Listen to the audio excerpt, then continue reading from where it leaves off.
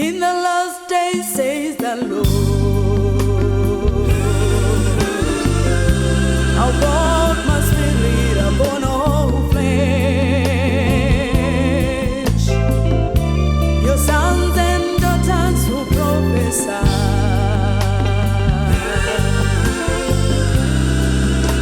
your young men who see visions.